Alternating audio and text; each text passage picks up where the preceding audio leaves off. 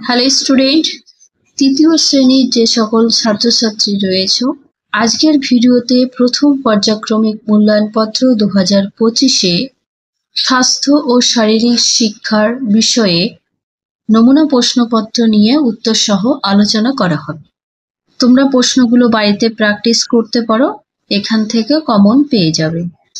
সময় থাকবে 40 মিনিট আর 20 নম্বরের বিষয় স্বাস্থ্য শারীরিক শিক্ষা। নাম লিখতে হবে, ক্রমিক সংখ্যা, বিদ্যালয়ের নাম। তোমাদের প্রথমে যে প্রশ্ন থাকতে পারে, 1-এর দাগে শূন্যস্থান পূরণ করো। 4 নম্বর, পড়ালেখা করলে হবে জ্ঞানের পরিচয়, পড়া করেই ছোট্ট যারা যেন বড় হয়। পড়ালেখা জগৎটাকে আনবে তোমার কাছে, স্কুলেতে প্রতিদিনই শেখার কত আছে।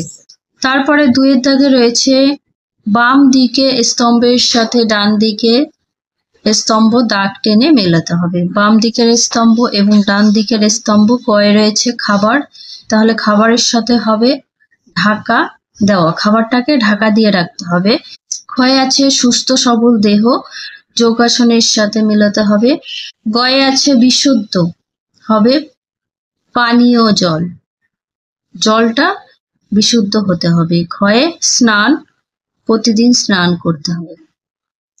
তারপরে 3-এর দাগে রয়েছে সঠিক উত্তরের তলায় দাগ দাও, প্রত্যেকটা প্রশ্নের মান থাকছে 1 করে। ক্ষয়ে রাস্তাঘাটে সজাগ হয়ে চলবে, কি হবে? চোখ মেলে। ক্ষয়ে আছে প্রতিদিন অন্তত একটা ফল খাওয়া দরকার, এখানে অপশন মিষ্টিও আছে। গয়ে রয়েছে শরীরে সুস্থ রাখতে সর্বদা ঢাকা দেওয়া খাবার খাওয়া উচিত। ক্ষয়ে প্রতিদিন সাবান মেখে স্নান করলে চুলকানি দূর হবে।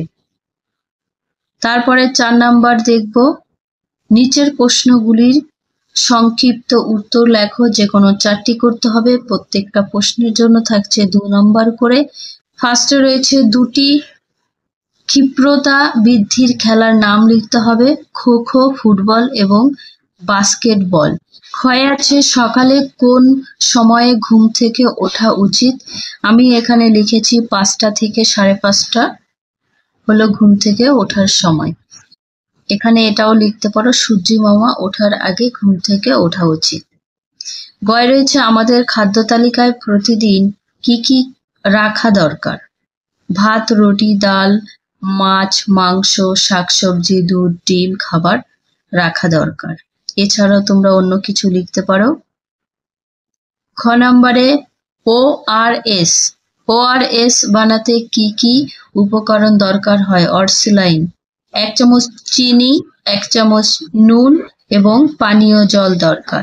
উমর দাগে রয়েছে মশার কামড় থেকে বাঁচতে আমাদের কি করতে হবে? মশার কামড় থেকে বাঁচতে রাতে শোবার আগে মশারি টানিয়ে নিতে হবে।